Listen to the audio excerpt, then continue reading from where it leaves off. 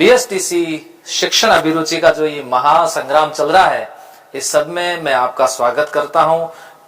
BSTC के पुराने पिछले पेपर को अगर देखा जाए तो पिछला पेपर काफी शिक्षण अभिरुचि का काफी टफ था, जिससे विद्यार्थी घबराए हुए हैं, चिंतित हैं और उनको ऐसा लग रहा है कि हम तो जो पढ़ के गए थे वे तो पूछा ही नहीं।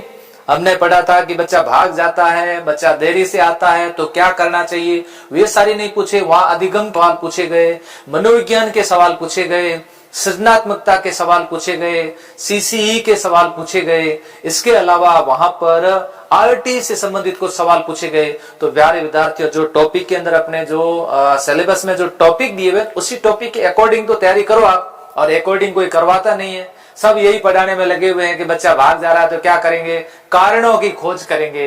अरे भाई, कारण कितने खोजोगे बताओ। तो इतने ज्यादा अपने को कारणों की खोज नहीं करनी है। और अब आप सब लोग जुड़ चुके हैं और एक बार आप सबको यही कहूंगा कि मैं इतनी मेहनत करके आप लोगों के लिए मैटर तैयार करके आता हूं, तो आप भी अपने साथियों के साथ इस क्लास को शेयर करोगे, बहुत अच्छा लगेगा। और सब मिलकर के अपन लोग राजस्थान के अंदर बीएसटीसी में पूरी बादशाह अपन ने पूरी कायम कर रखी है। ये सब आप सभी के प्यार की बदौलत, हमारी मेहनत की बदौलत ये सब कुछ संभव हुआ है। आज बहुत शानदार प्रश्न लाया हूं। मनोविज्ञान के प्रश्न है, आज शिक्षण अधिगम के प्रश्न है, आज सृजनात्मकता के प्रश्न है, आज इसके साथ साथ में बाल से संबंधित बाल विकास, उससे संबंधित आज के प्रश्न है। सारे प्रश्न नए होंगे और आप कहोगे सर ये तो मनोविज्ञान आज आपने हमें याद करवा दी। वेलकम, सभी का स्वागत है, बहुत बढ़िया बात है। कोई फलोदी से है, अब तो देखो सब जिले बदल गए हैं, तो अब फलोदी जिले से कहना पड़ेगा, सांचौर जिले से कहना पड़ेगा, डीडवाना जिले से कहना पड़ेगा, है ना। बालोतरा से हनुमान चौहान के मैं बालोतरा, तो आपका भी अब जिला बन चुका है। पहला सवाल आपके सामने, लो फटाफट उत्तर दीजिए। नवगठित जिला दूदू से कई लोग परिणाम कर रहे हैं। राजस्थान में सबसे छोटा दूदू, देखो नाम भी दूदू, छोटे छोटे ऐसा लगे जैसे कोई छोटा बच्चा हो। परीक्षा नजदीक आ गई, चिंता करने की कोई जरूरत नहीं है। ईसा की 16वीं सदी में मनोविज्ञान को क्या माना जाता था। प्यारे विद्यार्थियों, मनोविज्ञान का सवाल आता है। सबसे मनोविज्ञान में आपको याद क्या करना है कि मनोविज्ञान ने आम से व्यवहार किया। किससे व्यवहार किया? आम से व्यवहार किया। ये मेरा एक फॉर्मूला आप याद रखना। इसमें आपको कैसे याद रखना है, देखो, आ से मनोविज्ञान सबसे पहले आत्मा का विज्ञान। किसका विज्ञान है? आ से आत्मा का विज्ञान। फिर है म से मन का विज्ञान, चे से चेतना का विज्ञान, और फिर कैसा विज्ञान है? व्यवहार का विज्ञान है। मनोविज्ञान 16वीं शताब्दी तक किसका रहा? आत्मा का रहा। फिर 17वीं और 18वीं शताब्दी में किसका रहा? मन और मस्तिष्क का विज्ञान रहा। 19वीं शताब्दी के अंदर मनोविज्ञान किसका आ गया? चेतना का। और वर्तमान में कौन सी, ये वर्तमान 21वीं, लेकिन 20वीं शताब्दी के अंदर और वर्तमान में मनोविज्ञान किसका विज्ञान है? 20वीं शताब्दी और वर्तमान में मनोविज्ञान किसका विज्ञान है? तब आप सब कहोगे कि वर्तमान में मनोविज्ञान व्यवहार का मनोविज्ञान है। ठीक है जी। तो ऐसी स्थिति के अंदर मनोविज्ञान के बारे में कहा जाता है कि मनोविज्ञान के बारे में एक परिभाषा है, किसकी? वुडवर्थ की परिभाषा है। किसकी? याद रखना प्यारे विद्यार्थियों, वुडवर्थ की परिभाषा है कि मनोविज्ञान ने सबसे पहले आत्मा को खोया, मन को त्यागा, चेतना खोई, और उसके बाद वर्तमान में किसको अपनाए हुए हैं? व्यवहार को अपनाए हुए हैं। तो अब 16वीं सदी में आपसे पूछे मनोविज्ञान किसका था? आत्मा का। उत्तर एक हो जाएगा।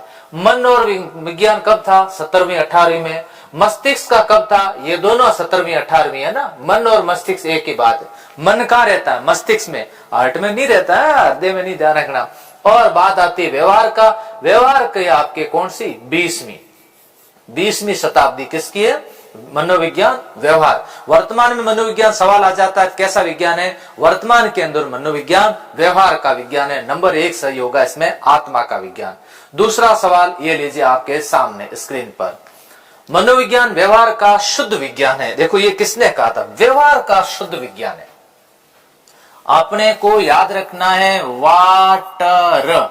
वाटर हमेशा कैसा पीना चाहिए? शुद्ध पीना चाहिए। प्यारे विद्यार्थियों, आप भूलोगे नहीं, ऐसा मनोविज्ञान आपको तैयार करवा दूंगा, शिक्षण अभिरुचि ऐसी तैयार करवा दूंगा, आप कहोगे सर बस पढ़ाते पढ़ाते सारी चीजें याद हो गए। हाँ जी, मनोविज्ञान में देखो वाटर हमेशा कैसा पीना चाहिए? शुद्ध। तो मनोविज्ञान व्यवहार का शुद्ध विज्ञान है, ये किसने कहा था? ये कहा था किसने? वॉटसन ने कहा था। मनोविज्ञान व्यवहार का सकारात्मक विज्ञान है। ध्यान रखना, कैसा? सकारात्मक विज्ञान है। ये भी किसने कहा था? ये भी वॉटसन ने कहा था। तो प्यारे विद्यार्थियों, ऐसे प्रश्न आप अगर आप याद करते हो, आने वाले एग्जाम में आपको फायदा होगा। आप देख लीजिए, प्री बीएड में ऐसे सवाल पूछे गए और आगे आपको रीट में तो ये सारी चीजें आपको पढ़नी ही पड़ेगी। बिल्कुल जगदीश हुड्डा लिख रहे हैं सर इसमें वॉटसन सही होगा। इससे पहले परिभाषा मैंने आपको बताई थी वुडवर्थ की। वुडवर्थ की परिभाषा ये देखो, सबसे पहले आत्मा को त्यागा, मन को छोड़ा, चेतना खोई, व्यवहार को अपनाए, ये किसकी परिभाषा? ये वुडवर्थ की। अब ये हो गया आपके किसकी? वॉटसन की। जीवन की संघर्षपूर्ण परिस्थितियों के प्रति मानव तथा पशु की संपूर्ण प्रतिक्रिया ही व्यवहार है। यस यस यस, मानव और पशु की जीवन की संघर्षपूर्ण परिस्थितियों के प्रति मानव का और पशु दोनों की प्रतिक्रिया व्यवहार है। स्किनर ने कहा, वुडवर्थ ने कहा, जेम्स ड्रेवर ने कहा या फिर वॉटसन ने कहा। ये ध्यान रखना किसकी? ये मानव। और ये कौन है? पशु। कैसे याद करोगे? ये है आपके मानव। फिर किसकी प्रतिक्रिया? ये है पशु। मानव से कौन सा याद हो गया? जेम्स। और पशु से कौन सा याद हो गया? ड्रेवर। कौन याद हो गया? ड्रेवर। तो आपके उत्तर हो जाएगा जेम्स ड्रेवर। याद हो जाएगा ना? तो याद करने के तरीके भी आपको क्या कर रहा हूं, साथ साथ बता रहा हूं। कई लोग 3 उत्तर भी दे रहे हैं, वेरी गुड। इसका मतलब आप लोगों को जानकारी है अच्छी तरह से, वेरी गुड। आजाद परिंदा देख लो, आर्य सलुम्बर, कई लोग अच्छे अच्छे उत्तर दे रहे। इसका मतलब बच्चे बहुत मेहनत कर रहे हैं। मनशान, ओम सिंह, विशाखा बेनीवाल, वेरी गुड। धर्मराज, माँ का लाडला, माँ के लाडले तो जरूरी है। मनोविज्ञान शिक्षा का आधारभूत विज्ञान है। शिक्षा का आधारभूत विज्ञान है। किसका? देखो, मनोविज्ञान अलग है और मनोविज्ञान किसका आधारभूत विज्ञान है? मनोविज्ञान आधारभूत विज्ञान है किसका? शिक्षा का। Yes yes. अब मनोविज्ञान अध्यापकों की तैयारी की आधारशिला, ये किसने कहा था? अध्यापकों की तैयारी की आधारशिला। जिस अध्यापक को मनोविज्ञान का ज्ञान नहीं है, वे क्लास में जाकर के अच्छे से पढ़ा नहीं सकता। ऐसी स्थिति में अध्यापक को मनोविज्ञान का ज्ञान होना भी बहुत जरूरी है। तो मनोविज्ञान अध्यापकों की तैयारी की आधारशिला है। अध्यापकों की तैयारी की आधारशिला। आप है ना, नोट करो तो नोट कर देना, बाद में एक बार आप क्लास को अच्छे तरीके से देख लो, फिर वापस देख लेना। तैयारी की आधारशिला है, ये किसने कहा था? ये कहा था स्किनर के द्वारा कहा गया। 1 नंबर उत्तर जिसका भी आ रहा है उनका सही आ रहा है। बिल्कुल, पूजा का 1 नंबर उत्तर, स्टडी का 1 नंबर उत्तर, जितेंद्र का 1 नंबर उत्तर सही है, अमन पांचाल का भी 1 नंबर उत्तर सही है। इसका मतलब आप लोग सही कह रहे हो, मनोविज्ञान शिक्षा का आधारभूत विज्ञान है। कथन है किसका? स्किनर का कथन है। अगला सवाल, साइकी और लोगस है ना, मनोविज्ञान है ना साइकोलॉजी। तो ये एक शब्द होता है साइकी और दूसरा होता है लोगस। ये कौन सी भाषा के शब्द हैं? ये है आपके लैटिन भाषा के शब्द है, साइकी और लोगस। साइकी का तात्पर्य क्या होता है? लोगस बराबर अध्ययन करना। क्या करना? अध्ययन करना। अब बात आती है अपने साइकी की। साइकी का मतलब है आत्मा। मनोविज्ञान आत्मा का विज्ञान। सबसे पहले यही तो कह रहे थे कि मनोविज्ञान किसका है? आत्मा का। फिर किसका हुआ? मन मस्तिष्क का। फिर किसका हुआ? चेतना का।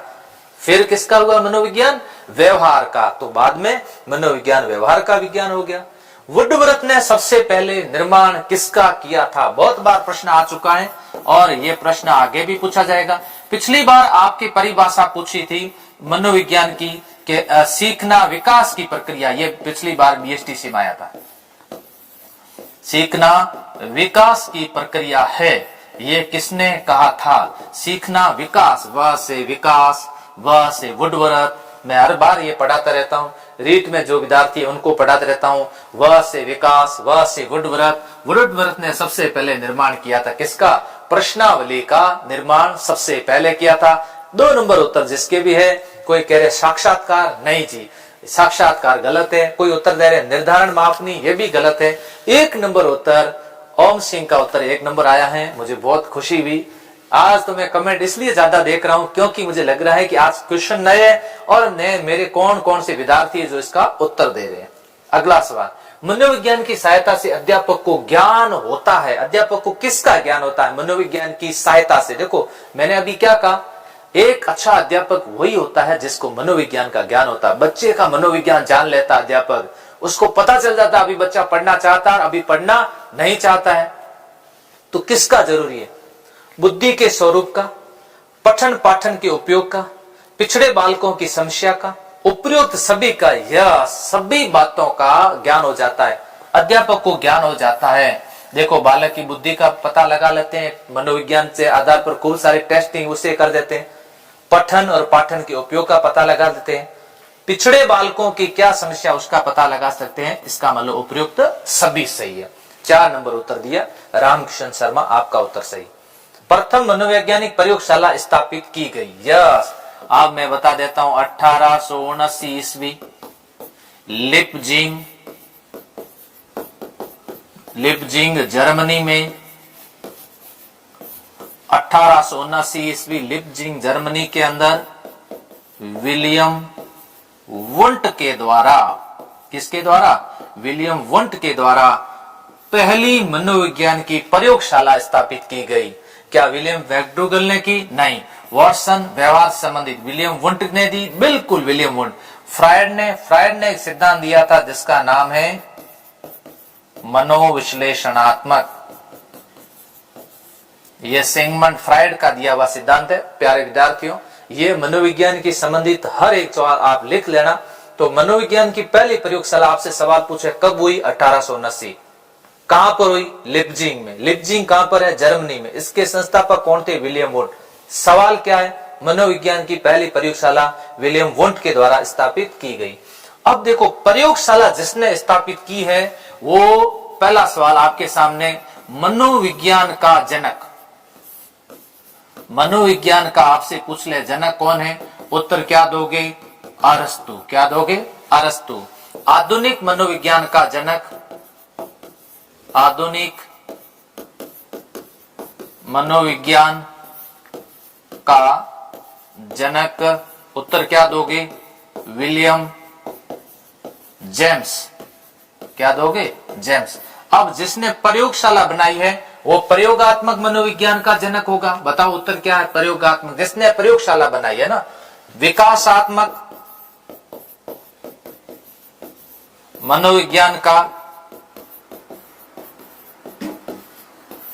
जनक, विकासात्मक मनोविज्ञान का जनक जीन पियाजे। जीन पियाजे।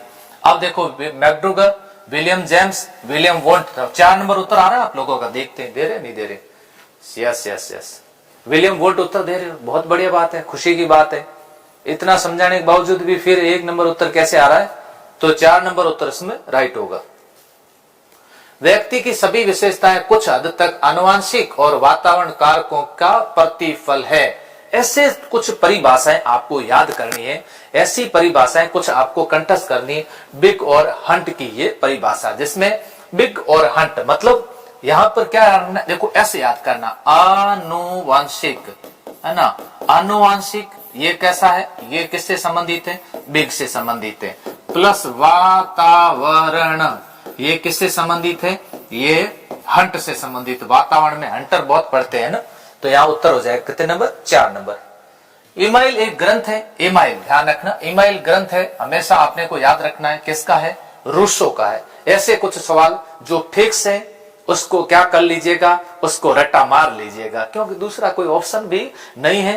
प्यारे विद्यार्थियों, जहां समझाने वाली बात आएगी समझाऊंगा, जहां फॉर्मूले की बात आएगी फॉर्मूला बताऊंगा, लेकिन कुछ चीजें साथ साथ में आपको याद भी करनी है। 20वीं शताब्दी में मनोविज्ञान को माना जाता था, एक भी विद्यार्थी का गलत नहीं होना चाहिए। 16वीं शताब्दी में आत्मा, ध्यान रखना, 17वीं शताब्दी के अंदर आत्मा और मन, और 18वीं 17वीं और 18वीं शताब्दी के अंदर मन और मस्तिष्क। फिर बात आई 19वीं शताब्दी के अंदर किसको माना गया? चेतना। फिर बात आई 20वीं शताब्दी के अंदर किसको? व्यवहार। अब भी गलत करोगे तो मेरे पास में कोई उपाय नहीं है। व्यवहार का मनोविज्ञान कहने वाले कौन थे? वाटसन थे। कौन? वॉटसन ने मनोविज्ञान को कैसा विज्ञान कहा है? मनोविज्ञान को शुद्ध विज्ञान कहा है। 4 देख लो, सबके उत्तर आ रहे, देख लो। अब मुझे लग रहा है कि आप बात को धीरे धीरे समझ रहे हो। पूरा टॉपिक जो देखते हैं, हर बात को समझते हैं, उनको तो क्लास सीधी सी बात है, उसका तो फायदा उनको होता है। क्लास में आए और गए ऐसे फिर उसको अच्छा नहीं लगता है। बाल विकास निर्भर किस पर करता है? तो बाल विकास किस पर निर्भर करता है? वातावरण पर भी निर्भर करता है, आनुवंशिकता पर निर्भर करता है, उपरोक्त दोनों पर निर्भर करता है। ध्यान रखना, अगर ऐसा सवाल आ जाए कि बाल विकास किस पर निर्भर करता है, दोनों पर। कई बार हम कहते हैं कि आनुवंशिकता, कि ये तो बेटा किस पे गया है? पापा पर गया है। कई बार अपन कहते हैं अरे देखो तो सही, इसकी क्या खराब है, इसकी संगत खराब है, इसलिए संगत के कारण ये ऐसा हुआ है। तो ये तो दोनों हो जाएंगे। एक बाल केंद्रित कक्षा में कैसा केंद्रित? वर्तमान मनोविज्ञान आने से कक्षाएं बाल केंद्रित हो चुकी है। वो जमाना चला गया जब कहा जाता था कि चोटी करे छम छम और विद्या आवे घम घम, वो बातें अब नहीं रही। अब वर्तमान में शिक्षक किसके लिए? बालक के लिए। पाठ्यक्रम किसके लिए है? बालक के लिए। विद्यालय किसके लिए? बालक के लिए। शिक्षा कैसी है? बाल केंद्रित है। कैसी है? बाल केंद्रित है। कई बच्चे कह रहे सर न्यू डिस्ट्रिक्ट के सवाल आएंगे? नहीं, अभी नहीं आएंगे, आप अपने पुराने पढ़ो। वैसे बीएसटीसी के अंदर करण जी के नहीं आता है ना। कक्षा एक बाल केंद्रित कक्षा में बच्चे सामान्यतः सीखते हैं शिक्षक से, व्यक्तिगत रूप से, समूह से, व्यक्तिगत और सामूहिक रूप से, दोनों से। Very good. बाल केंद्रित जब शिक्षा होती है ना, बच्चे व्यक्तिगत रूप से भी सीखते हैं और बच्चे सामूहिक रूप से भी सीखते हैं। पूरी क्लास एक साथ सीखती है, इसे बोलते हैं सामूहिक रूप से। अगर गुरुजी चाहे तो उनको अलग से भी सिखा सकते हैं, इसे कहते हैं हम कैसे? व्यक्तिगत रूप से। डिसलेक्सिया पता है? सीखने से, आपका एक टॉपिक है सीखना, और सीखने से संबंधित है डिसएबिलिटी, इसे बोलते हैं अक्षमता बोलते हैं इसको। ऐसी स्थिति के अंदर अगर किसी के रोग हो जाए, डिसलेक्सिया रोग हो जाए, उसको पढ़ने में दिक्कत होती है, पढ़ने के अंदर दिक्कत हो जाती है, क्योंकि वो व और ब में अंतर नहीं कर पाते हैं, प और फ में अंतर नहीं कर पाता बच्चा, म और भ में अंतर नहीं कर पाता है। ऐसी स्थिति में ऐसे बच्चे जिनको डिसलेक्सिया रोग होने के कारण पढ़ने से संबंधित दिक्कत हो जाती है, बोलने में नहीं होती, सुनने में भी किसी प्रकार की नहीं होती, पढ़ने में उल्टा पढ़ लेता है, 6 को 9 पढ़ लेता है। क्या कर लेता है? 9 पढ़ लेता है। शिक्षण से अधिगम पर बल देने वाला परिवर्तन हो सकता है। बाल केंद्रित शिक्षा पद्धति, शिक्षण से किस पर बल देना है? अधिगम पर बल देना है। अधिगम से ध्यान रखना, आपके सामने प्रश्न बार बार ये आता है। अधिगम से तात्पर्य है सीखना, और शिक्षण का मतलब क्या होता है? सिखाना, सिखाना। सिखाने का काम कौन करते हैं? शिक्षक। सीखने का काम कौन करते हैं? विद्यार्थी, है ना। समझ रहे हो ना बात को? विद्यार्थी। तो ऐसी स्थिति में सीखना, बाल केंद्रित शिक्षा पद्धति अपनाकर, कौन सा परिवर्तन करके अधिगम पर बल दिया जाए? ऐसा कोई परिवर्तन हो, यानी कि रटने को देना नहीं है, अब अग्र शिक्षण की तकनीकी नहीं है, परीक्षा परिणाम पर केंद्रित नहीं है, तो कैसी? बाल केंद्रित शिक्षा पद्धति अपनाकर। मानव विकास को क्षेत्र में विभाजित किया जा सकता है। मानव विकास है ना, एक शब्द होता है प्यारे विद्यार्थियों वृद्धि, और दूसरा शब्द होता है विकास। यानी कि वृद्धि में केवल विकास आता है, कैसा? शारीरिक। इसके अंदर मानसिक भी है, इसके अंदर शारीरिक भी है, इसमें बच्चे का सामाजिक विकास होता है, इसमें भाषात्मक विकास होता है, नैतिक भी होता है, संज्ञानात्मक भी होता है। तो ऐसी स्थिति के अंदर बच्चे का शारीरिक, संज्ञानात्मक, संवेगात्मक और सामाजिक विकास इसमें। यहाँ पर ऐसा विकास कहीं पर नहीं होता जिसको अपन बोलते आध्यात्मिक, कहीं नहीं होगा, ध्यान रखना। फिर मनोवैज्ञानिक विकास कहीं पर भी नहीं होता, ध्यान रखना, इसलिए ये गलत हो जाएगा। फिर वापस इसमें आ जाएगा आत्मिक विकास नहीं होता है कहीं पर भी। ये सारे विकास होते हैं, मैंने लिखवा दिए, देखो, मानसिक, शारीरिक, सामाजिक, भाषात्मक, नैतिक, संज्ञानात्मक, संपत्ति, संवेगात्मक, संवेगात्मक, इतने सारे अगर कहीं पर भी आपको लिखे हुए मिल जाए उस पर टिक कर देना। इसके अलावा कुछ भी लिखा हो, आध्यात्मिक हो, मनोवैज्ञानिक, सब गलत है, आप छाप देना, ये सारी चीजें कॉपी के अंदर लिख देना। जैसे मैंने बोला है वैसे वैसे वीडियो वापस देख करके समझ जाना। वर्तमान में मनोविज्ञान है, बहुत अच्छा प्रश्न आ गया है, जल्दी उत्तर दीजिए।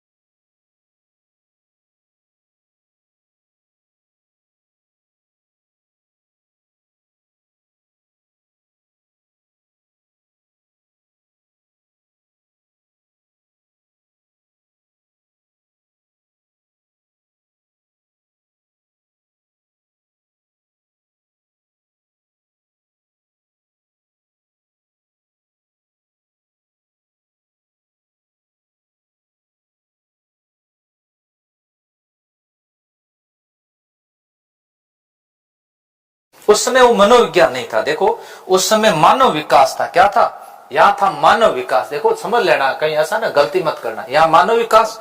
अब आपके यहाँ क्या पूछा रहता, यहाँ मनोविज्ञान, मतलब मनोविज्ञान की शाखा है। असामान्य मनोविज्ञान है, औद्योगिक मनोविज्ञान है, पशु मनोविज्ञान। इसमें भी कहीं पर भी आर्थिक मनोविज्ञान नहीं आता। कैसा? आर्थिक मनोविज्ञान नहीं आता। पशु मनोविज्ञान, बाल मनोविज्ञान, प्रौढ़ मनोविज्ञान, है ना, अंतरिक्ष मनोविज्ञान, औद्योगिक मनोविज्ञान, चिकित्सा मनोविज्ञान, कानून मनोविज्ञान, सब मनोविज्ञान। आर्थिक नहीं है प्यारे विद्यार्थियों। कैसा? आर्थिक मनोविज्ञान इसके अंदर नहीं आता है। तुम मुझे कोई भी बालक दे दो, आप चाहो उसे चोर भी बनाया जा सकता है, जज भी बनाया जा सकता है। आखिर ऐसा कैसे संभव है?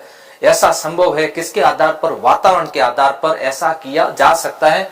ये सब कहने वाला कौन है? ये सब कहने वाला वॉटसन, क्योंकि वॉटसन ने व्यवहार का विज्ञान माना।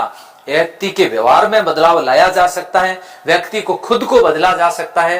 किसके आधार पर? वातावरण। अगर हमारी संगत खराब हो तो गड़बड़ हो सकता है। कहावत भी है ना, क्या रे हाथों धोड़ो बे रंग नहीं ले तो ढंग जरूर लेता है।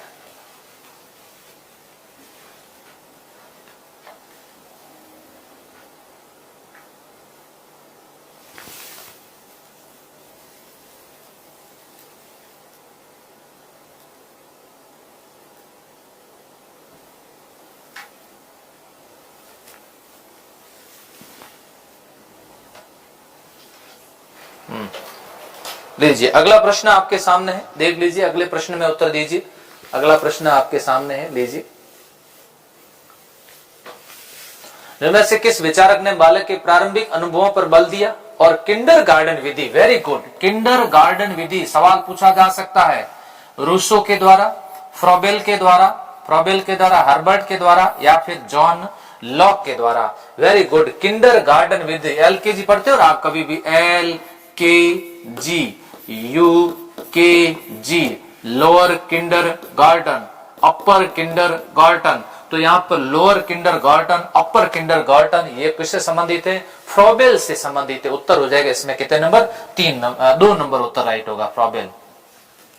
प्रथम बाल गृह की स्थापना कब और कहां पर हुई थी? देख लो, बाल से संबंधित, क्योंकि बाल विकास के सवाल पूछे जा सकते हैं। प्रथम बाल गृह की स्थापना कहां पर हुई थी? न्यूयॉर्क में। कब हुई थी? 1867। कौन सी शताब्दी में हुई है? 1867 का मतलब कौन सी शताब्दी है? 19वीं शताब्दी। प्यारे विद्यार्थियों याद रखना, ऐसा सवाल पूछा जा सकता है। आपके लिए हो सकता है सवाल टफ हो, लेकिन आगे ऐसे सवाल और मिलेंगे।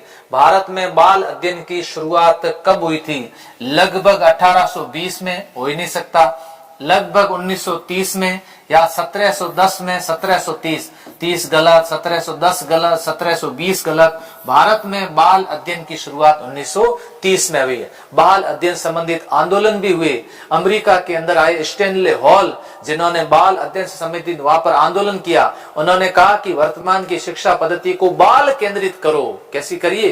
बाल केंद्रित शिक्षा पद्धति ले आओ। और ये लीजिए, the mind of the child नामक पुस्तक का प्रकाशन करवाया गया था। The mind of the child, सब बच्चों से संबंधित, ये प्रेयर के द्वारा इस पुस्तक को लिखा गया। कुछ चीजें ऐसी होती है जैसे ईमाइल है, ये पुस्तक है, इसको तो आपको क्या करना पड़ेगा? याद ही करना पड़ेगा सीधा। अमेरिका में चले बाल आंदोलन, वेरी गुड, बहुत अच्छा प्रश्न है। अमेरिका में बाल आंदोलन चला था, इसके जनक कौन थे? किसने कहा था किशोरावस्था तनाव तूफान झंझावत की अवस्था है, झंझावतों की अवस्था, ये किशोरावस्था के बारे में ऐसा किसने कहा था? यानी कि उनको किशोर मनोविज्ञान का जनक कहते हैं। किशोर मनोविज्ञान का जनक कहते हैं, ऐसा किसके द्वारा कहा गया था? बताओ। ये कहा तो स्टैनले हॉल ने था, और स्टैनले हॉल को ही किशोर मनोविज्ञान का जनक कहते हैं। स्टैनले हॉल ने ही बाल अध्ययन आंदोलन चलाया था, और इसकी शुरुआत हुई थी कहां से? अमेरिका से इसकी शुरुआत हुई थी। उत्तर होगा 1 नंबर। अमेरिका में बाल अध्ययन आंदोलन चला था कौन सी शताब्दी में? अभी आपको शताब्दी बताई थी, 1800, अभी शताब्दी 17वीं शताब्दी, 18वीं शताब्दी, 19वीं शताब्दी या 20वीं शताब्दी।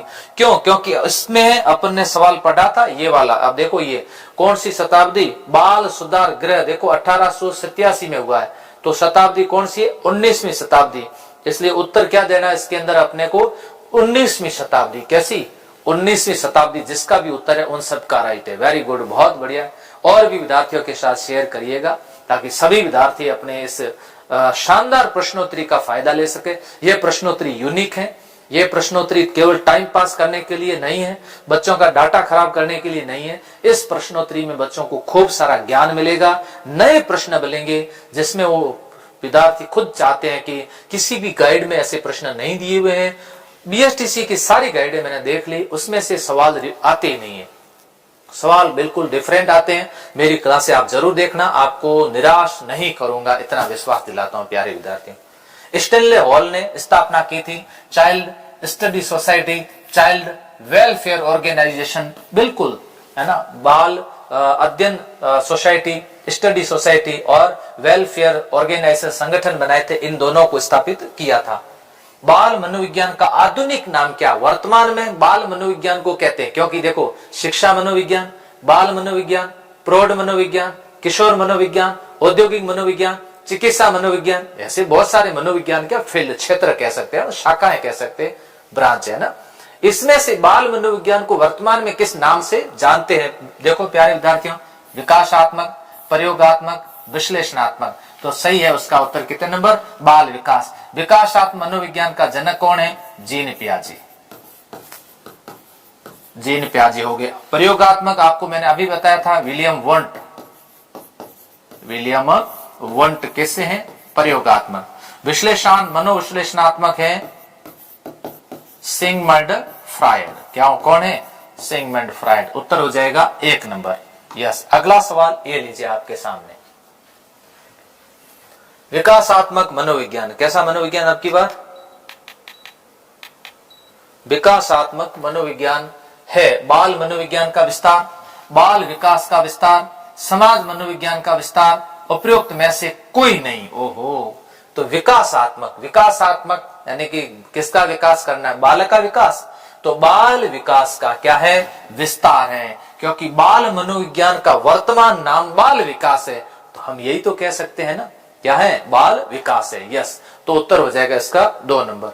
हम अपने कार्यों को छोटे छोटे भागों में बांट करके पढ़ते हैं ना। कई बार क्या होता है, इतना बड़ा सिलेबस पढ़ने के लिए उसको छोटे छोटे टुकड़ों में बांटते हैं। पहले इसको पढ़ते हैं, फिर इसको पढ़ते हैं, फिर इसको पढ़ते हैं, फिर इसको पढ़ते हैं। इसको बोलते हैं अंश। इसको क्या बोलते हैं? अंशों में बांटना। और एक साथ पढ़ना उसे बोलते हैं पूर्ण। तो पूर्ण से अंश की ओर कैसे करना है? तो देखो, बहु प्रतिक्रिया मतलब बार बार प्रतिक्रिया करना, आत्मीकरण का मतलब उसको आत्मसात करना, गले लगाना, किसी भी चीज को टेस्ट करना, उसके बारे में सीखना और जानना। संतोष का नियम मतलब संतुष्ट हो जाना। आज की क्लास लेने के बाद आपको लगे कि वाह आनंद आ गया, ये क्लास बहुत अच्छी थी। आंशिक क्रिया का नियम, वेरी गुड। कौन सा होगा? 4 नंबर होगा, जिसको हम कहेंगे कैसी क्रिया का नियम? आंशिक क्रिया का नियम। अंशों में उसको बांटना। यस। सीखने का सूझ का सिद्धांत। सूझ का मतलब बच्चे में अचानक सूझ विकसित होती है, इसलिए कहते हैं सीखने का सूझ का सिद्धांत किसने दिया था?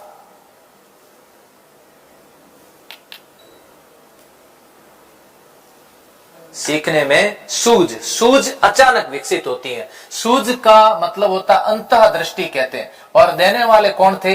गेस्टोल्डवादी। गेस्टोल्ड एक जर्मन है ना, ये है ना, जैसे गेस्टोल्ड एक जर्मन भाषा का शब्द है। इसमें कितने लोग शामिल थे? इसमें देखो, एक तो था वर्दीमर, एक था कोहलर और एक था कोप्ता नहीं है, ध्यान रखना, कोपका। मैक्स वर्दीमर, कोहलर और कोपका, ये तीनों ने मिलकर ये संप्रदाय दिया था जिसका नाम था गेस्टोल्ड। गेस्टोल्ड का मतलब होता है पूर्ण, या फिर इसको हम बोलते हैं क्या? समग्र। किसी पूर्ण, यानी कि इसमें अंशों से नहीं, इसमें कैसे पढ़ाते हैं? पूर्ण की ओर पढ़ाते हैं। तो यहाँ पर 1 नंबर उत्तर सही होगा, गेस्टोल्ड। माता पिता, ये सारी चीजें मैंने ऑनलाइन कोर्स जो करवाया लाइव फ्रॉम क्लासरूम, बच्चों ने लिया इस बार, राजस्थान सबसे ज्यादा बिका, तो उनको सबको पता है कि सर ने पहला टॉपिक मनोविज्ञान करवाया था। उसमें ये सारी बातें मैंने समझाई भी थी, हर बात के बारे में डिटेल से समझाया था बच्चों को। माता पिता को अपनी संतान को बुद्धू, मूर्ख आदि नहीं कहना चाहिए, क्योंकि कभी भी नहीं कहना चाहिए। और माता पिता कई बार कहते रहते हैं तू मूर्ख है, तुझे कुछ भी पता नहीं है, तैयारी करता नहीं है, शाम के समय प्रेम जी की क्लास देखता नहीं है, ऐसे नहीं करना चाहिए। बच्चे उन शब्दों को दोहरान करेंगे, वे अपने अवगुणों को ढूंढेंगे, उनमें अपशब्द भाषण की आदत पड़ेगी। उपयुक्त शब्द नहीं जी, सबसे इंपॉर्टेंट बात यह है, उपयुक्त शब्द उत्तर नहीं देना। अगर किसी को कह देते हैं तू तो मूर्ख है, तो बच्चा अपने अंदर ढूंढने लग जाता है, क्या मैं वास्तव में मूर्ख हूं? किसी को कह दे कि तू मंद बुद्धि है, उसको लगता है कि क्या मैं वास्तव में, मेरे में बुद्धि नहीं है। ऐसी स्थिति में वे अपने में इन अवगुणों को क्या करने लगते हैं? ढूंढने लगते हैं। उत्तर होगा 2 नंबर। सीखने का सूझ के सिद्धांत में किस जानवर पर प्रयोग किया गया? कोहलर ने। अभी कोई विद्यार्थी उत्तर दे रहा था कि सर सूझ का सिद्धांत जो है ये कोहलर ने दिया था। तो प्यारे विद्यार्थियों, कोहलर ने एक द्वीप था जिसका नाम था कैनरी द्वीप। कैनरी द्वीप पर इस पर अध्ययन किया था, और किस पर प्रयोग किया था? चिंपांजी। चिंपांजी इसको बोलते थे वनमानुष, है ना, बंदरों पर नहीं किया था। ध्यान रखना, कहीं सवाल आ जाए ऑप्शन में चिंपांजी और बंदर दोनों, ये चिंपांजी बंदर नहीं है, बंदरों में हाई लेवल की जो प्रजाति वो है, काफी कुछ समझदार है, और ऐसी स्थिति में इनमें उत्तर होगा कितने नंबर? चिंपांजी। देखो ऊपर दिखा हुआ बंदर, हाँ, कुत्ते पर प्रयोग किया था किसने? पावलोव ने। पावलोव ने कुत्ते पर किया। बिल्ली पर किया किसने? थॉर्नडाइक ने। तो बताओ, थॉर्नडाइक की बिल्ली, पावलोव का कुत्ता, कोहलर का बंदर। कितने याद रखने? 4। चौथा कौन सा? स्किनर का चूहा। स्किनर का चूहा। ये सारी चीजें आप जरूर याद रखना। चिंपैंजी 2 नंबर हो गया। सीखने के लिए विषय का स्वरूप कैसा होना चाहिए? सीखने के लिए हमारा विषय कैसा? यस, मनोविज्ञान, उत्पत्ति, विचारधारा करो। विचारधारा मैंने पहले आज का जो पहला क्वेश्चन था उसमें बता दिया, आप थोड़े लेट हो, पहले क्वेश्चन वापस रिपीट करना। सीखने के लिए विषय का स्वरूप हमेशा, क्योंकि शुरुआत करते हैं ना तो बच्चे को रुचि आनी चाहिए, वाह सरल है, अच्छा है, इसलिए सीखने का स्वरूप हमेशा होना चाहिए सरल से कठिन की ओर। कैसा? 3 नंबर उत्तर सही है, सरल से कठिन की ओर होना चाहिए। प्रशिक्षण स्थानांतरण होता है। प्रशिक्षण स्थानांतरण हम कहते हैं कि अधिगम का स्थानांतरण होता है। अधिगम को ट्रेनिंग दे जाए फिर उसका स्थानांतरण होता है। कितने प्रकार से? एक देखो, सकारात्मक स्थानांतरण, दूसरा होता है नकारात्मक स्थानांतरण, तीसरा होता है शून्य स्थानांतरण।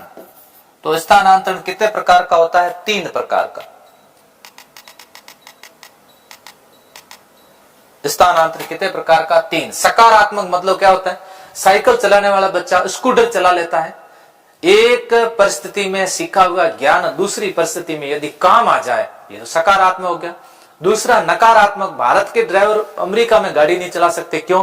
क्योंकि भारत में ड्राइवर इधर बैठता है, अमेरिका में ड्राइवर इधर बैठता है, उधर गाड़ी टकरा जाएगी, इसलिए वो असहज महसूस करते हैं। इसको बोलते हैं नकारात्मक। शून्य मतलब कोई प्रभाव ही नहीं पड़ता है। एक विद्यार्थी रात के समय उसको नींद आ रही है, वो उठता है, चाय बनाता है, पीता है, फिर सो जाता है, इसका मतलब शून्य है, कुछ भी नहीं हुआ, इसका कोई भी प्रभाव नहीं पड़ा। तो ये कितने प्रकार हुए?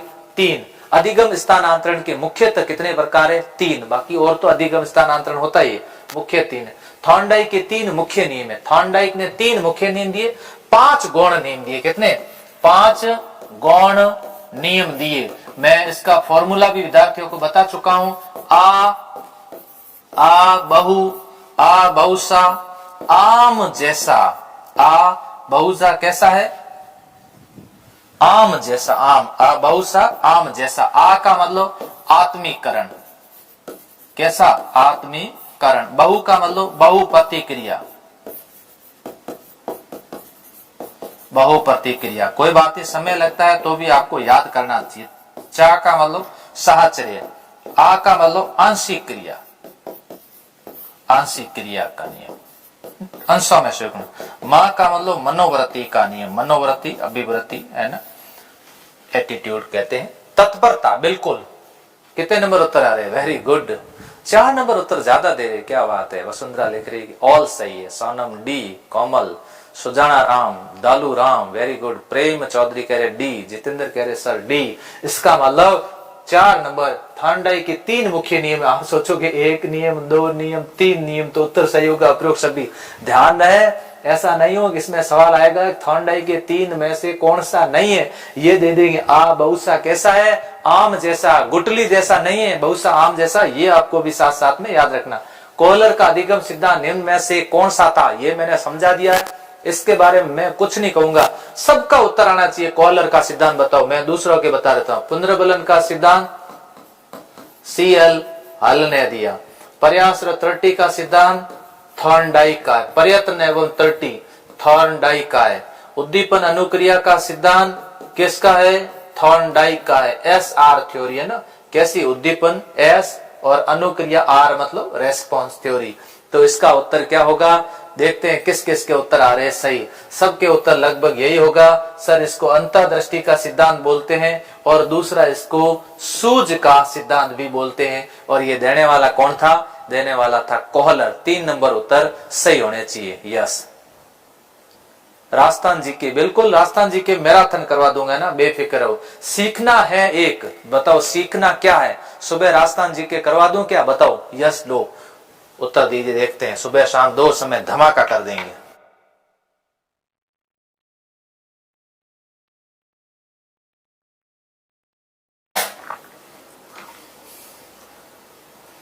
सीखना है एक परिवर्तन है, सीखना विकास है, सीखना अनुकूलन है, सीखना सभी है। सीखना परिवर्तन भी है, सीखने में बच्चों में विकास भी होता है, सीखना अनुकूलन भी है, सभी सही है। इसका मतलब सीखना के अंदर सारी बातें आती है कि हाँ साहब सीखना सभी सही है। सीखना टॉपिक है कोर्स के अंदर, ध्यान रखना। सीखने संबंधित पिछली बार सवाल ज्यादा आए थे। सीखने की गति निर्भर करती है सीखने वालों की रुचि पर, जिज्ञासा पर, सीखने वाले की प्रेरणा पर। बताओ, देखो एक तो उसमें रुचि भी होनी चाहिए। सभी यस यस लिख रहे, इसका मतलब मुझे सुबह तैयार होना पड़ेगा, है ना। तो बता दूंगा आपको, टेलीग्राम चैनल के माध्यम से आप सब जुड़िएगा। संकल्प क्लासेस बाड़मेर अपना टेलीग्राम चैनल है, इसमें जुड़िएगा। 1,24,000 लोग इसमें जुड़े हुए हैं। आप भी इसके अंदर आ जाइएगा और यहाँ से सारी चीजें अपडेट मिलती रहती है, आपको भी मिलेगी।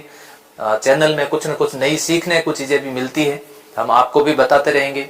सीखने गति निर्भर करती सीखने वालों की रुचि पर, यस, जिज्ञासा पर, यस, प्रेरणा पर, यस। इसका मतलब किस पर निर्भर करती है? उपयुक्त सभी पर। आज आप सबकी रुचि थी, आपको प्रेरणा मिली, आपकी जिज्ञासा थी, सर आएंगे हमें पढ़ाएंगे, तो आप लोग सब सीखने के लिए आए हो। क्या करना है? अधिगम करने के लिए आए।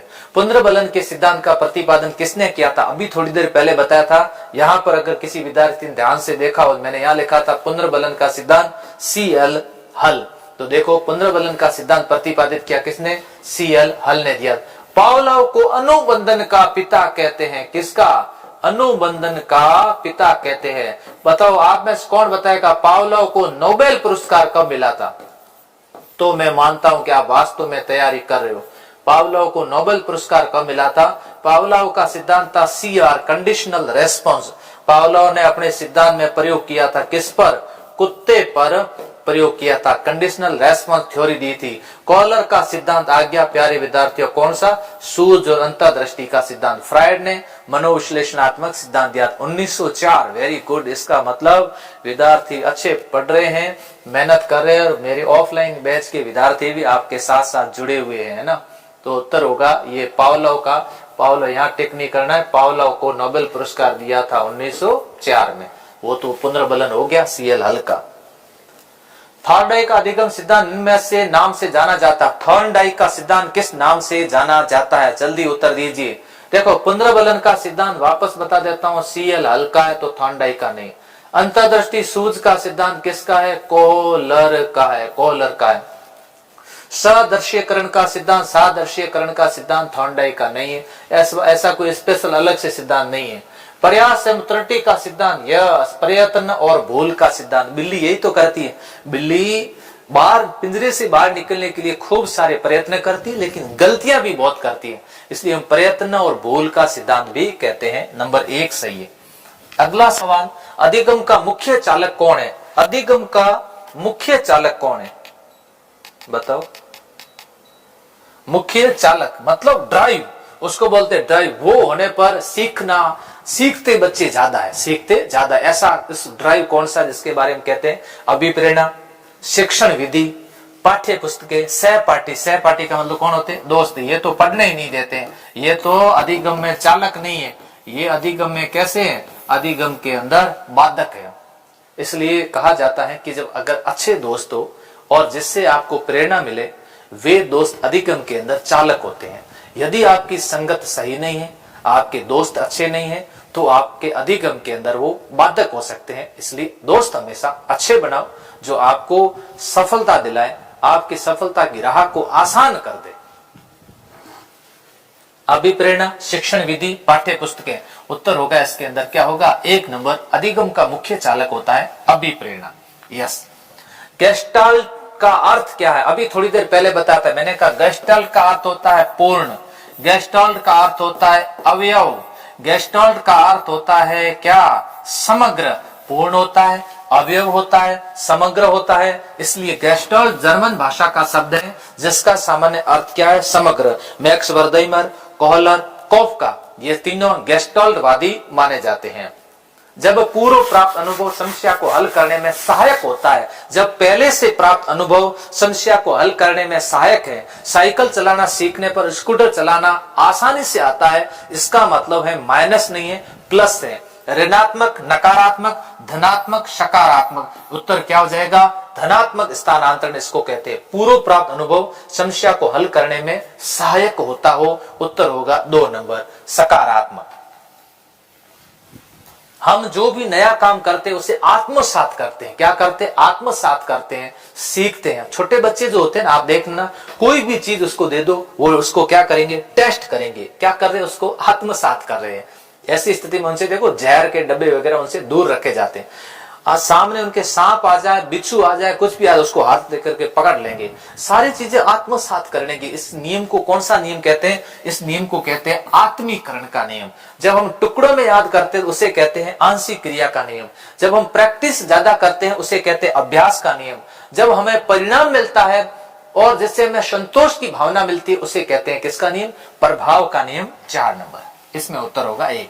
सीखने का सिद्धांत आधारित है जियो और जीने दो, करो और मरो, ऐसे सिद्धांतों पर नहीं है।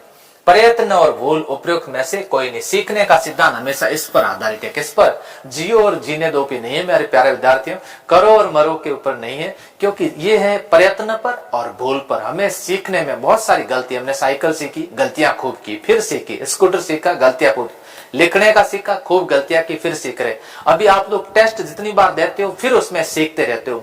आप देखो ऑनलाइन ऑफलाइन हम 3 मेगा टेस्ट आयोजित कर रहे हैं। ऐप में आकर के आप टेस्ट सीरीज में जुड़ सकते हो, जिसमें 2 मेगा टेस्ट होंगे, तीसरा महा मेगा टेस्ट होगा। सबको खूब सारा फायदा होगा। ऑनलाइन टेस्ट कितने? 11 रुपए की है। अभी टेस्ट भी कोर्स भी बहुत सस्ता है।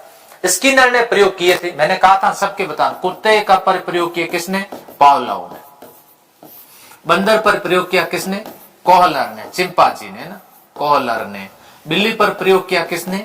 थॉर्नडाइक ने, है ना, किसने? थॉर्नडाइक ने। तो पीछे रहा कौन? चूहा। चूहे पर प्रयोग किया किसने? स्किनर ने। पावलोव ने शास्त्रीय अनुमान सिद्धांत में प्रयोग किस पर किया था? देखो ये सवाल आ गया। मैं कहता हूं अधिगम में इतने कठिन सवाल नहीं आएंगे, आसान आसान सवाल आएंगे, आप बढ़िया तरीके से कर सकते हो। वेरी गुड विद्यार्थी, इतनी बड़ी संख्या में आप लोग जुड़े हुए हो, आप लोगों का प्यार और स्नेह ऐसे ही मिलता रहे। अपन लोग बीएसटीसी ही नहीं, बहुत सारे एग्जाम के अंदर एक तरफा राज करेंगे और विद्यार्थियों को अच्छी क्वालिटी एजुकेशन देंगे।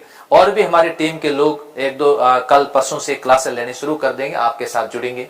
तो शास्त्रीय अनुबंधन के सिद्धांत को प्रयोग किया कुत्ते, चूहे, बिल्ली, बंदर। तो यहाँ पावलोव का हो गया किस पर? कुत्ते पर। व्यक्ति द्वारा जब किसी वस्तु को देखकर स्पर्श कर ज्ञान प्राप्त किया जाता है तो वो सीखना कैसा होता है? किसी को देखकर। अब देखो वस्तु, हम जिस वस्तु को देखते हैं वो प्रत्यक्ष ज्ञान होता है, अप्रत्यक्ष होता है। पहली बात ये बताओ, अभी आप कैमरे के अंदर, मोबाइल के अंदर मेरे को देख रहे हो, सामने देख रहे हो, मैं मोबाइल में दिख रहा हूं, लेकिन एकदम प्रत्यक्ष आपके सामने नहीं हूं। मोबाइल में मैं आपके सामने कैसा हूं? अप्रत्यक्ष हूं। अगर आप स्टूडियो में आ जाते तो आप सामने यहाँ बैठ जाते तो मेरे सामने पढ़ते रहते, ये ज्ञान कैसा हो गया? प्रत्यक्ष। तो यहाँ पर प्रत्यक्षात्मक सीखना है ना। क्या कहा है? जब देख करके। अब आप मोबाइल में मेरे को स्पर्श तो कर नहीं सकते वहां पर, लेकिन यहाँ आ जाते तो यहाँ पर प्रत्यक्ष देख करके, प्रत्यक्ष सामने रह करके, और यहाँ पर अगर चाहते तो आप लोग यहाँ पर टच करके कभी आपसे, इसे कहते हैं, यहाँ लिखा हुआ इसलिए कह रहा हूं, स्पर्श लिखा हुआ, स्पर्श कर ज्ञान प्राप्त किया जाता है, वो सीखना कहलाता प्रत्यक्षात्मक, है ना, प्रत्यक्षात्मक। जब सीखने की प्रक्रिया में प्रगति एक समान रहती है तो उसे क्या बोलते हैं? देखो सीखने के वक्र अलग अलग प्रकार के, है ना। जैसे मान लो ये एक वक्र है, इसमें क्या होता है? पहले सीखने की गति ऐसे होती है, फिर बाद में धीमी पड़ जाती है, अचानक बढ़ जाती है। शुरुआत में कम है, फिर अचानक बढ़ जाती है। एक वक्र ऐसा होता है जो असाकारी होता है, सीखने की गति कभी बढ़ती है कभी घटती है। एक वक्र ऐसा होता है जिसमें गति यूं आ जाए, नीचे क्यों आ जाती है, देखो ऐसे क्यों। ये देखो कैसे एकदम अचानक बढ़ी, सीखने का बढ़ रहा है ना। उन्नतोदर, पेट बढ़ रहा है, नतोदर घट रहा है ना। नतोदर मतलब घट रहा है। मिश्रित का मतलब ये मिश्रित, ऐसा आकारी, सरल रेखीय। एक ऐसा वक्र है जिसमें है रेखा कैसी है, एक ऐसा वक्र है जिसके अंदर यूं करके ऐसा सरल रेखीय, तो उसको सरल रेखीय कहते हैं, वक्र कहते हैं। एक वक्र ऐसा होता है जिसमें प्रयास करने के बावजूद भी किसी भी प्रकार का बच्चे पर प्रभाव नहीं पड़ता, उसको हम बोलते हैं पठार। कई बार पढ़ा के टीचर भी परेशान हो जाता है, बच्चे पर कोई फर्क नहीं पड़ता, तब हम कहते हैं बच्चे पठार आ गया। क्या आ गया? पठार आ गया है। जब सीखने की क्रिया में बिल्कुल उन्नति नहीं हो, ये लीजिए आ गया। जब सीखने की प्रक्रिया में बिल्कुल भी उन्नति नहीं हो, कहते सीख चोपड़े घड़े चौट है, मतलब किसी प्रकार का कोई फर्क नहीं पड़ता है, उसे बोलते हैं पठार। बोलते हैं कि अब पठार आ गया, कुछ नहीं सीखा जाएगा। उम्र के बढ़ने के साथ साथ, आयु के बढ़ने के साथ साथ पठार आता है, और एक विशेष उम्र के बाद में बच्चे सीख नहीं पाते हैं। अधिगम कैसा होता है बताओ? अधिगम सक्रिय है, सक्रिय रहकर, निष्क्रिय रहकर, सक्रिय और निष्क्रिय दोनों रहकर, या फिर शांत रहकर। बताओ अधिगम कैसा? कोई बच्चे कहेंगे सर मन में पढ़ना चाहिए शांत रहकर, ये भी ठीक है, गलत तो नहीं है इसमें। अब बात आती है, कुछ बच्चे कहेंगे सर सक्रिय और निष्क्रिय दोनों रह करके अधिगम किया जा सकता है। कुछ बच्चे लिखेंगे सर निष्क्रिय रह करके। लेकिन प्यारे विद्यार्थियों, कभी भी अधिगम निष्क्रिय रह करके नहीं होता है। हमेशा अधिगम कैसा होता है? अधिगम होता है हमेशा सक्रिय होता है। जब टीचर पढ़ा रहे हैं, बच्चे नींद ले रहे हैं, अधिगम कहां से होगा? होगा क्या अधिगम? आप सो रहे हो, सोए सोए सीख जाओगे। निष्क्रिय स्थिति में सीख सकते हो क्या? नहीं सीख सकते। इसलिए कैसा होना चाहिए? सक्रिय रहकर। अधिगम का मुख्य घटक क्या है? अधिगम का मुख्य घटक जो है ना, एक निष्क्रिय व्यक्ति को, एक मरे हुए व्यक्ति को भी जिंदा कर दे, वो क्या है? उसे क्या बोलते हैं? वो अध्यापक के पास में एक ऐसा हथियार है जो कितना भी निष्क्रिय बच्चे हैं उसको सफल कर देते हैं। ऐसे बच्चे मेरे पास में बहुत आते हैं जो कहते हैं सर मेरी कभी नौकरी नहीं लग सकती। मैंने कहा क्यों नहीं लग सकती? तुम्हारी नौकरी लगेगी। और ऐसे बच्चे को नौकरी लगी, इसका मतलब है उसके पास में क्या है? अपनी प्रेरणा। अध्यापक के पास में एक मजबूत हथियार है और जिसका उपयोग उसे समय समय पर करना चाहिए, मोटिवेट करना चाहिए बच्चों को, उनको अच्छी अच्छी स्टोरी बतानी चाहिए। अधिगम तुरंत हो जाता है, अधिगम में समय लगता है, अधिगम ज्ञान से पूर्व ही हो जाता है। ज्ञान से पूर्व कैसे होगा? संभव ही नहीं है ना। अप्रयोग में से कोई नहीं, तो अधिगम तुरंत हो तो फिर बहाते क्या है। इसलिए हर बच्चा कहता है सर मुझे सीखने में समय बहुत लगता है, इसीलिए अधिगम में समय लगता है। ये आपके नहीं, हर विद्यार्थी के लगता है। अधिगम का नियम है, देखो अधिगम का रूल्स है कि अधिगम के अंदर समय लगता है। क्या लगता है? समय लगता है। अधिगम में सबसे पहली भूमिका होती है आत्मीकरण की, समायोजन की, अनुकूलन की, अनुक्रिया की। वेरी गुड, कितना अच्छा सवाल है। और ऐसे सवाल अगर आपके पूछ लिए तो मैं दावे के साथ कहता हूं कि बीएसटीसी के जो 5 लाख 6 लाख जितने भी विद्यार्थी बैठेंगे सबकी लाइट जाएगी, क्योंकि हर विद्यार्थी ऐसा पढ़ता नहीं है। हर विद्यार्थी ने क्या किया होगा, मार्केट से एक आधी गाइड खरीदी होगी और उसमें लगा होगा, कारणों में ढूंढ रहा होगा और उसके सवाल अभी आने बंद हो चुके हैं। तो सबसे पहले हम क्या कहते हैं, उसको आत्मीकरण कहते हैं। किसे बोलते हैं? पहले सबसे पहले उसको आत्मसात करना, फिर उसमें समायोजन, अनुकूलन। अनुकूलन समायोजन लगभग एक जैसा शब्द है ना। और फिर अनुक्रिया मतलब रेस्पॉन्स करना। अधिगम का प्रमुख उद्देश्य होता है आनंद प्राप्त करना। आनंद प्राप्त करना तो होता नहीं आज मैं पढ़ा रहा हूं केवल आनंद के लिए थोड़ी पढ़ा रहा हूं, समय व्यतीत करना। समय खराब करने तो मैं आज आया नहीं हूं, डायलॉग मारने थोड़े हैं। भविष्य में किसी कार्य में सहायक होना। यस, सीखते हम तब है जब हमारा किसी भविष्य में कार्य में सहायक होना। और भविष्य में हमारे किस में सहायक होगा? बीएसटीसी में होगा।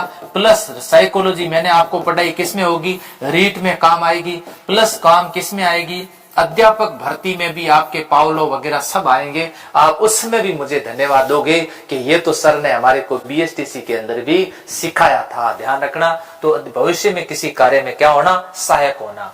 अधिगम सर्वोत्तम होगा जब, अधिगम सर्वोत्तम कब होता है? जब क्या हो? बुद्धि होगी तब होगा, अनुशासन होगा तब होगा, अभिप्रेरणा होगी तब होगा, अभिवृत्ति तब होगा। तो अभी अधिगम का आधार, अधिगम मजबूत तब होता है, अधिगम ज्यादा कब होता है? इन सारी बातें निर्भर करती किस पर?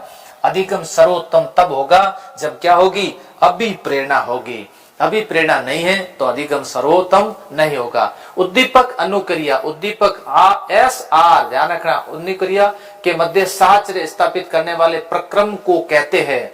S और R के बीच में जब हम किसी भी उद्दीपक को प्राप्त करने के लिए जब हम अनुक्रिया करते हैं तो कुछ न कुछ हम लोग सीखते हैं। क्या करते हैं? सीखते हैं, मतलब हम क्या करते हैं? अधिगम करते हैं। तो कुछ न कुछ सीखते हैं, अधिगम करते हैं। इसलिए उत्तर होगा कितने नंबर? 3 नंबर सही होगा। Yes, 3 number. सर आप मेरा मार्गदर्शक हो। वेरी गुड, बहुत बढ़िया बात है सर। रोज क्लास लो। आज की क्लास की पीडीएफ, हाँ पीडीएफ इसमें मिल जाएगी। संकल्प क्लासेस बाड़मेर टेलीग्राम चैनल से आप जुड़ जाना, इसमें पीडीएफ मिल जाएगी सबको। एक बच्चा जिसकी उपलब्धि 6ठी कक्षा तक अच्छी थी, 7वीं कक्षा में उसकी उपलब्धि मतलब परिणाम क्या होता है? अचीवमेंट बहुत कम रहने लगा, वो है मंदबुद्धि बालक है। पहले बहुत अच्छी थी, धीमी गति सीखने वाला। शैक्षिक दृष्टि से अब बच्चा कैसा हो रहा है? पिछड़ रहा है। मतलब एक बच्चा था, हो सकता है उसकी संगत खराब हो गई, मंदबुद्धि नहीं है। ध्यान रखना, मंदबुद्धि होता तो 6ठी क्लास में अच्छा नहीं होता। अच्छा बालक तो बुद्धि से तो बहुत अच्छा है, लेकिन बाद में उसकी संगत खराब होने के कारण वो पिछड़ रहा है। कौन सी दृष्टि से पिछड़ रहा है? वो शैक्षिक दृष्टि से पिछड़ा बालक माना जाएगा। शैक्षिक दृष्टि से। यस, आप अपने जूते एक रैंक पर रखते हो और उस रैंक को स्थान से हटा दिया, फिर भी आप जूते उसी स्थान रखते हैं जहां पहले रैंक थी। इसको कैसा सिद्धांत कहते हैं? ऐसा कई बार होता है। सुबह सुबह कई लोगों के अखबार पढ़ने की आदत होती है, किसी की चाय पीने की आदत होती है। 8 बजते सब लोग आप इंतजार करते हो प्रेम जी सर की क्लास होगी। ये भी एक तरह का अनुबंधन है ना? क्या है ये? एक तरह का अनुबंधन है। तो यहाँ उत्तर हो जाएगा कितने नंबर? 4 नंबर हो जाएगा। इसे अनुबंधन का सिद्धांत कहते हैं, अनुबंधन का। Yes yes. आप घोड़े को पानी के पास तो ला सकते हो, लेकिन घोड़े को पानी पिला नहीं सकते। बहुत अच्छा सवाल है, वेरी गुड। इस कोचिंग में बच्चों को भेज देते हैं पेरेंट्स, लेकिन पढ़ना तो बच्चा कहेगा मेरे पर ही निर्भर है ना, मैं ऐसे थोड़े पढ़ूंगा। तो यहाँ पर इस कहावत से संबंधित कुछ सीखने का अभ्यास का नियम। अभ्यास के नियम में क्या कहा जाता है? करत करत अभ्यास के जड़ मति होत सुदान। यहाँ पर तो वो होता अभ्यास का नियम, यानी कि अभ्यास करो। कहा जाता है ना कि रोटी जली क्यों, घोड़ा अड़ा क्यों, पान सड़ा क्यों, विद्या भूली क्यों? क्योंकि फेरा नहीं, क्या नहीं किया? अभ्यास नहीं किया। यहाँ पर होता है तत्परता नहीं है। घोड़े को पानी के पास लाया जा सकता है, लेकिन पानी पीना घोड़े पर निर्भर करता है। यानी कि उसमें किसकी कमी है? तत्परता की कमी है, तत्परता। अंतर्दृष्टि सिद्धांत के प्रतिपादक कौन थे? अंतर्दृष्टि सिद्धांत मतलब कि कैसा सिद्धांत? सूझ का सिद्धांत। और ये सारी चीजें अपने सामने आज के इस टॉपिक में मैंने खूब स्पष्ट कर दी, बार बार सवाल दिए ताकि आपको ज्यादा से ज्यादा ये सारी चीजें याद हो जाए। अधिगम आदतों, ज्ञान, अभिवृत्तियों का अर्जन है। ये पिछली बार आपके अधिगम विकास की प्रक्रिया पूछा, इस बार ये पूछेंगे आदतों, ज्ञान, अभिवृत्तियों का अर्जन है। ये किसने कहा था? करो एंड करो। दिन भर करो करो करो करेंगे, व्यक्ति की आदत बढ़ जाती है। इसलिए ज्यादा करो करो नहीं करना, इसलिए करो एंड करो याद रखना। क्या? आदत, ज्ञान, अभिवृत्तियों का अर्जन। प्रशिक्षण, अनुभव। प्रशिक्षण मतलब गैस, याद रखना, गेस्ट है ना। मैं कहता हूं गेस्ट, गेस्ट को मैंने कैसे याद किया? गेस्ट। मैंने कहा गेस्ट जो भी आते हैं उनको पहले प्रशिक्षण देना चाहिए। ये देखो, ये हमारा घर है, ये हमारा रूम है, आपको यहाँ रहना है, ये है ना, हैंड वॉश यहाँ पर करना है। इसे प्रशिक्षण किसको देना है? गेट्स को। तो यहाँ उत्तर क्या हो जाएगा? गेट्स और अन्य। उत्तर देना है गेट्स और अन्य। अधिगम स्थानांतरण का अर्थ वर्तमान क्रिया पर पूर्व अनुभव का प्रभाव पड़ता। ये किसने कहा था? यहाँ पर ये थोड़ा सा सही नहीं लिखा, मैं आपको लिखा देता हूं। अंडरवुड ने लिखा था। किसने? अंडरवुड। इसका उत्तर 1 नंबर हो जाएगा, अंडरवुड। जिस प्रक्रिया में व्यक्ति दूसरों के व्यवहार को देख करके सीखता है। Very good. दूसरों की ऐसी कौन सी प्रक्रिया है? अनुबंधन नहीं। अनुबंधन में क्या होता है? व्यक्ति मान लो एक स्थान पर पहले बैग रखता था बच्चा, अब वो स्थान हटा दिया, चेंज कर दिया, फिर भी बच्चा वहीं जा रहा है, ये अनुबंधन है। इसे क्या बोलते हैं? अनुबंधन बोलते हैं। प्रायोगिक, आकस्मिक या सामाजिक। बिल्कुल, सामाजिक अधिगम के अंदर बच्चे समाज के लोगों को देख करके सीखते हैं, समाज के जो मॉडल होते हैं उसको देख करके सीखते हैं। इसलिए शिक्षक के बारे में कहा जाता है सादा जीवन, उच्च विचार। शिक्षक का रहन सहन, शिक्षक का पहनावा हमेशा क्या होना चाहिए? अच्छा होना चाहिए। लड़के मारपीट, झगड़ा, खेलकूद अधिक पसंद करते हैं, जबकि लड़कियां वस्त्र पहनने, गुड़िया खेलने तथा घरों के काम में ध्यान लगाती है। ये विभेद कौन सा विभेद है? दोनों में बहुत ज्यादा अंतर है। लड़के मारपीट वाले होते हैं, बच्चियां है ना, गुड़िया जो होती है ये ऐसे कार्य करती है। सीखने संबंधी भेद है, योग्यता संबंधी भेद है, रुचि संबंधी भेद है। ये रुचि संबंधी भेद है। किससे संबंधित है? बालकों की रुचि अलग होती है, बालिकाओं की रुचि अलग होती है। बालक जो होते हैं, बालक जितने भी होते हैं उसमें एक गुण होता है, वो कौन सा होता है? क्रोध। इसमें क्रोध संवेग हावी होता है। और बालिकाएं जितनी भी होती हैं, बालिकाएं, इनके अंदर एक गुण होता है, उसको बोलते हैं ईर्ष्या। ये ईर्ष्या, लड़कियां आपस में ईर्ष्या बहुत करती है, उसकी ड्रेस को देख करके, उसके चेहरे को देखकर, उसकी हेयर स्टाइल को देख करके। कभी लड़की लड़के का बखान करती ही नहीं है। इसलिए लड़कियों के बखान सबसे ज्यादा कौन करते हैं? लड़के करते हैं। अब लड़के ज्यादा बखान करते हैं तो लड़कियां उनसे प्रभावित हो जाती है। यही तो कारण है कि वो फिसल जाती है और वो लड़कों को सही पहचान उनका नहीं कर पाती है। और इधर बात आती है लड़कों की, इनको बखान चाहिए नहीं, इनको प्रशंसा चाहिए नहीं। ये तो कैसे रहते हैं? ये क्रोधी रहते हैं, मार काट करना इनका काम होता है। तो रुचि संबंधी भेद होता है। प्रतिभाशाली बालक कैसे होते हैं? जन्मजात होते हैं, जन्म के बाद होते हैं, आनुवंशिक होते हैं, कोई नहीं। प्रतिभाशाली बच्चे जो होते हैं जन्मजात होते हैं। कहते हैं ना, प्रतिभाशाली बच्चे जन्मजात होते हैं। किसी के घर में भी जन्म ले सकते हैं, किसान के घर जन्म ले सकते हैं, सामान्य से सामान्य व्यक्ति घर भी जन्म ले सकते हैं। आप ऐसा मत सोचना है कि केवल आईएएस के घर ही जन्मते, ऐसा कुछ भी नहीं है। एक बच्चा कह रहे सर मुझे जीके में टेंशन हो रही, कुछ भी नहीं हो रही, मस्त करवा दूंगा, क्या टेंशन करते हो? हम है ना, बालक के मानसिक स्वास्थ्य के विकास के लिए पाठ्यक्रम होना चाहिए क्षमता के अनुकूल, अत्यंत सरल, रुचि के अनुकूल। देखो, एक भी क्षमता के अनुकूल होना चाहिए, रुचि के अनुकूल होना चाहिए, 1 और 3। क्योंकि क्षमता से ज्यादा होगा तो डर लगेगा, रुचि भी नहीं होगी तो फिर मजा नहीं आएगा। इसलिए देखो, पढ़ाते पढ़ाते हमें भी थोड़े डायलॉग मारने पड़ते हैं, फिर आपको अच्छा लगता है कि सर अब हमारी पढ़ने में वापस रुचि हो रही है ना। एक बालक प्रतिदिन कक्षा में भाग जाता, वो बालक, ऐसे सवाल अब कम आते हैं, है ना। कारणों का पता करेंगे, बच्चा भाग रहा है, ऐसे सवालों पर अब ध्यान देने के। एक बालक प्रतिदिन कक्षा भाग जाता, वो बालक है कैसा बालक? प्रतिदिन भाग रहा है तो बालक कैसा बालक है? पिछड़ा बालक है, शैक्षिक दृष्टि से पिछड़ा बालक।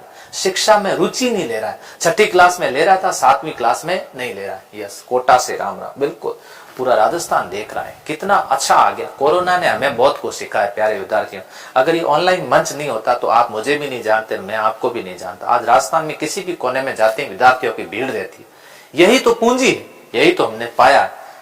प्रतिभाशाली बालक वो होता है जो माता पिता का आज्ञाकारी होता है, जो सामान्य बुद्धि बालक से सभी बातों में श्रेष्ठ होता है। यस, माता पिता के आज्ञाकारी तो होते हैं, लेकिन वो सामान्य बुद्धि बालक से सभी बातों में कैसा होता है? श्रेष्ठ होता है। इसलिए उस बालक को प्रतिभाशाली बालक कहते हैं। उसकी बुद्धि लब्धि 80 से नम नहीं, उसकी बुद्धि लब्धि 140 से कैसी होती है?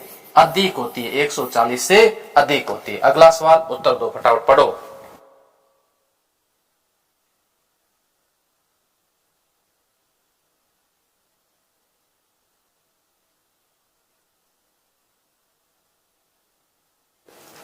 प्रतिभाशाली बालक की पहचान अधिकतर जिसके द्वारा होती है? बुद्धि परीक्षण के द्वारा, निष्पादन परीक्षण के द्वारा, प्रश्नावली के द्वारा, उपलब्धि। यस, बालक का प्रतिभाशाली है ना, उसने क्या उपलब्धि हासिल की?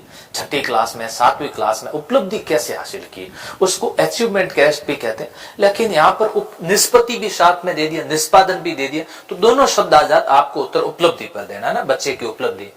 पिछड़े बालक के चयन की विधि निम्न में से है? कथा विश्लेषण विधि, खेल विधि, निष्पत्ति परीक्षण। पिछड़े बालकों मतलब उसने कौन सी उपलब्धि, निष्पत्ति, अचीवमेंट। मैंने कहा ना अभी, इंग्लिश में दोनों अचीवमेंट रहते हैं, निष्पत्ति को भी कहते हैं, उपलब्धि भी कहते हैं, लेकिन इसमें उपलब्धि दे दिया तो अपन ने उत्तर उसको माना है। यहाँ पर कैसा होगा? निष्पत्ति परीक्षण। पिछड़े बालक का पता लगाया जाएगा। बालक के मानसिक रूप से अस्वस्थ होने का कारण क्या? विद्यालय का वातावरण, सामाजिक वातावरण, पारिवारिक वातावरण और प्रयोग सभी। बिल्कुल, बच्चे मानसिक रूप से दुखी होते, टेंशन में रहते। घर पे आए तो झगड़ा चल रहा है मम्मी पापा का, समाज में जाए तो लोग झगड़ रहे हैं, विद्यालय में जाए तो सर और मैडम के बीच में कहा सुनी हो रही है। ऐसी स्थिति में वो टेंशन में आ जाएगा, मानसिक रूप से अस्वस्थ होगा ना। उपयोग सभी। निम्न से समस्यात्मक बालक कौन है? पिछड़े बालक, मंदबुद्धि बालक। देखो यहाँ पर उत्तर ध्यान से देना। देखो यहाँ पिछड़ा बालक हो गया, मंदबुद्धि बालक हो गया, प्रतिभाशील बालक हो गया। इन तीनों को छोड़ के तीसरा ऑप्शन क्या कह रहा है? समस्या हमेशा वो पैदा कर रहा है जो बालक कैसा? चोरी करने वाला बालक। सामान्य बालक की बुद्धि लब्धि होती है, सामान्य जो भी बालक होता है उसकी बुद्धि लब्धि होती है। ये बालक है ना, ये सामान्य नहीं है, ये कैसा है? इसको बोलते हैं पिछड़ा बालक। 80 से अगर कम है तो कैसा बालक हो जाएगा? मंद। 110 से अधिक है तो इसको हम कैसी बालक बुद्धि कहते हैं? इसको कहते हैं, इसको थोड़ी औसत से अधिक कहते हैं। औसत से अधिक, इसको औसत से अधिक कहते हैं। तो यहाँ 90 से 110 ये कैसी है? सामान्य। ये 90 से 110 सामान्य हो जाएगी। प्रतिभाशाली बालकों के शिक्षकों को होना चाहिए। प्रतिभाशाली बालक है, उनके शिक्षक कैसे होने चाहिए? ध्यान से देखो, समझिए बात को। प्रतिभाशाली बालकों के शिक्षक अंतर्मुखी तो होंगे नहीं, क्योंकि बच्चे सामने कैसे प्रतिभाशाली है, पढ़ाना है उनको, अच्छी तरह से समझाना है, तो उसके लिए हमें शिक्षक कहना चाहिए बहिर्मुखी होने चाहिए। कैसे? बहिर्मुखी होने चाहिए। Yes yes. प्रतिभावान बालक की विशेषताओं के प्रकार है। प्रतिभावान बालक कैसे होने चाहिए? उच्च बुद्धि लब्धि, नेतृत्व की क्षमता, अध्ययन की योग्यता, उपयुक्त सभी। प्रतिभाशाली बालक होते उसमें ये गुण पाया जाता है, तो इसका मतलब हो जाएगा आपके उपयुक्त सभी होगा। सबसे अच्छी शिक्षण विधि वो है जो विद्यालय पर आधारित हो, विद्यार्थी पर आधारित हो, समाज पर आधारित हो। बताओ कौन सी होनी चाहिए? इसका तो उत्तर दे दीजिए प्यारे विद्यार्थी। ये उत्तर नहीं दोगे तो फिर आपको डांट पड़ेगी। देखता हूं सबके आंसर आने चाहिए।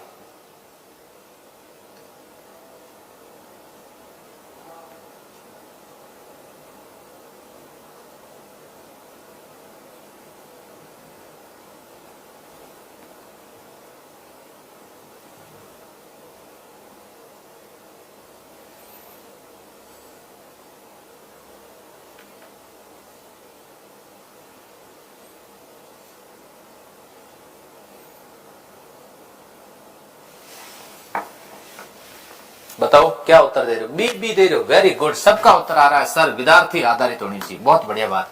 करके सीखना पर आधारित है। निरीक्षण विधि, समस्या समाधान विधि, परियोजना विधि, वाद विवाद। इसमें देखो निरीक्षण में करना कुछ नहीं है, समस्या समाधान में नहीं, परियोजना मतलब प्रोजेक्ट, एक मनोविज्ञान मेथड आता है प्रोजेक्ट मेथड, परियोजना विधि। इसमें बच्चे करके सीखते हैं, कोई ना कोई प्रोजेक्ट होता है जिसके माध्यम से करके सीखते हैं। प्रोजेक्ट विधि में विद्यार्थी देखकर सीखते हैं, करके सीखते हैं। प्रारंभ कौन सी अवस्था में होती है? बहुत अच्छा प्रश्न है, जल्दी से बताओ। सृजनात्मकता, कमेंट शो नहीं हो रहे हैं। सृजनात्मकता प्रारंभ कौन सी अवस्था से हो जाती है?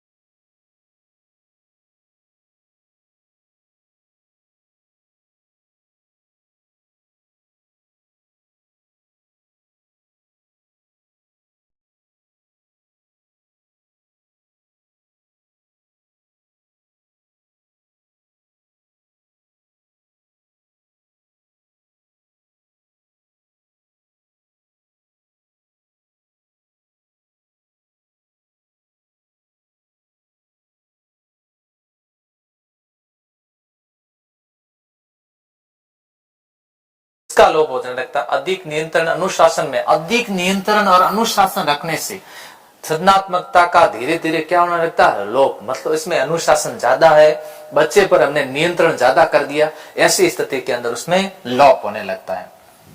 यस, अगला सवाल है, बुद्धि और सृजनात्मकता में कौन सा संबंध पाया जाता है? देखो, बुद्धि और सृजनात्मक, सकारात्मक या नकारात्मक, मुझे लगता है दोनों में, क्योंकि सृजनात्मकता के लिए बुद्धि का होना जरूरी है। कितना? 130 प्लस बुद्धि जरूरी है। इससे कम है तो सृजनात्मकता नहीं होगी। इसका मतलब दोनों में संबंध पाया जाता है। कैसा? सकारात्मक संबंध पाया जाता है। यस, सकारात्मक संबंध पाया जाता है। क्लास रुकी हुई थी क्या इतनी देरी हो? सर आवाज नहीं आ रही। अब तो आ रही ना आवाज। किसने सृजनात्मकता को प्रतिभाशाली के रूप में एक विशेष गुण कहकर परिभाषित किया? ऐसा कौन था जिसका नाम था टॉरेंस? टॉरेंस के द्वारा इसको विशेष गुण के रूप में। सृजनात्मकता का विकास किस वर्ष की अवस्था तक अपनी चरम सीमा पर उतरता? देखो, बाल्य अवस्था में शुरू होता है। कब होता है? बाल्य अवस्था में शुरू होता है और कब तक चलता रहता है? 30 वर्ष की आयु में। कब? 30 वर्ष की आयु तक चलता रहता। उत्तर होगा कितने नंबर? 2 नंबर उत्तर इसमें राइट होगा। यस, 30 वर्ष की आयु तक चलता है तो 2 नंबर उत्तर इसमें राइट होगा। सृजनात्मक के विकास में वातावरण संबंधित कारकों का महत्वपूर्ण स्थान है। ये कथन किसका है? लेहमैन का है, डेनिस का है, डेल्टा का है या हैरिसन का है? देखो, ऐसे कुछ सवाल है जिसमें आपको क्या करना है, 81 को रिपीट करो, मैं कर दूंगा। ऐसे कुछ प्रश्न जिसमें आपको जैसे लेहमैन, डेनिस, डेल्टा, हैरिसन, सीधा उत्तर देना है। सोच, मैंने क्यों कहा था कुछ चीजें आपको याद भी करनी पड़ेगी। ये याद इसलिए नहीं, मैंने इसलिए नहीं कहा था कि इसमें कुछ चीजें कंठस्थ नहीं करवा सकते।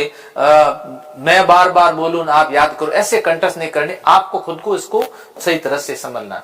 एक बालक सामान्य वस्तु से नए नए उपयोग करता है, यही तो सृजनात्मकता।